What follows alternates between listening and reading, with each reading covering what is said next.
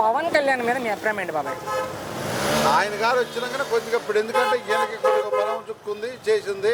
దానివల్ల అంటే చంద్రబాబు నాయుడు గారికి ఎట్లా టెక్నికల్గా ఏం చేయాలో చెందాలో అన్ని రకాలుగా అభివృద్ధి ఉంది తెలుసు.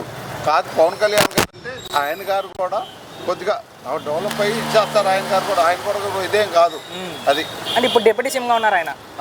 మాట్లాడండి ఇప్పుడు డిఎం చేస్తున్నారు. భవిష్యత్తులో ఇంకా ఇవ్వచ్చు చెప్పలేము, మళ్ళీ ఆయన అవ్వచ్చేమో. అంటే ఉప ముఖ్యమంత్రిగా ప్రజలకు మంచి చేస్తున్నారా లేదా? చేస్తున్నాడు, మంచిగా చేస్తున్నాడండి. అన్ని రకాలుగా పేదలుగా ఏమైనా ఇబ్బందిగా ఉందండి వెళ్ళిపోయి ఆదుకొని అన్ని రకాలుగా చేస్తున్నాడు. ఆయన కూడా బాగా మన్యం ప్రాంతంలో తిరుగుతున్నాను, గిరిజన ప్రాంతాల్లో రోడ్లు బాగా తిరుగుతున్నాడు చేస్తున్నాడు. అన్ని రకాలుగా రోడ్లు కానీ ఇట్లా బాగా చేస్తున్నారు. ఎక్కడ కనబడట్లేదు అంటున్నారు వైసీపీ వాళ్ళు ఆయన ఆంధ్రప్రదేశ్ లో. ఇవన్నీ మామూలేండి, ఇవన్నీ చెప్తుంటారు ప్రతివాడు.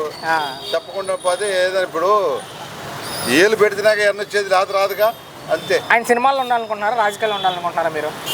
పవన్ కళ్యాణ్ అనే వ్యక్తి రాజకీయ నాయకుడు ఉంటేనే బాగుంటుంది. ఎందుకు రాజకీయాల్లో పవన్ కళ్యాణ్ ఉండాలి అంటే? అట్లా కాదుగా, ఒకడికొకటి ఉంటే వాళ్ళు ఎట్లా చేస్తున్నారు వీళ్ళు ఎట్లా చేస్తున్నారని ఒకడికొకడికి కొద్దిగా ఆశ కలుగుతుంటది. ఆయన అట్లా చేశాడు మనం కూడా చేయకూడదా అనే భావన కలుగుతుంది. చివరి ప్రశ్నకి ఇబ్బంది పెట్టండి బాబాయ్, పవన్ కళ్యాణ్ భవిష్యత్తులో ముఖ్యమంత్రి అవుతారా?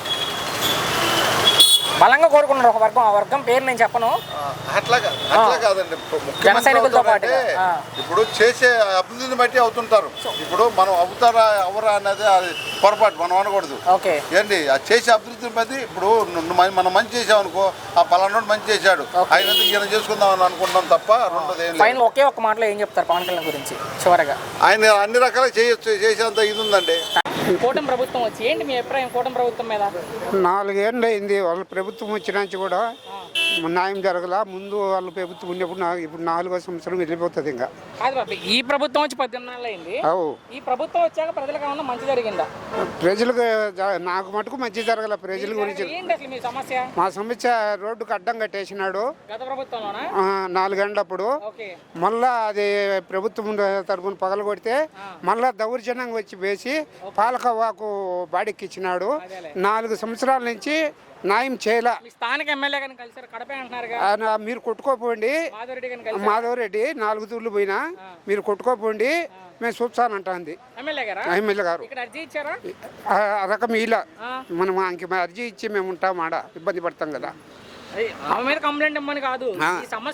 ఇచ్చిన ఇప్పుడు ఇచ్చిన అర్జీ అదే ఇచ్చిన. ఆ పక్క తెలుగుదేశం వాళ్ళు టీడీపీ వాళ్ళు ఇద్దరు కలుసుకొని ఇప్పుడు ఇబ్బంది పెట్టాడు కూడా వాళ్ళ మనిషే.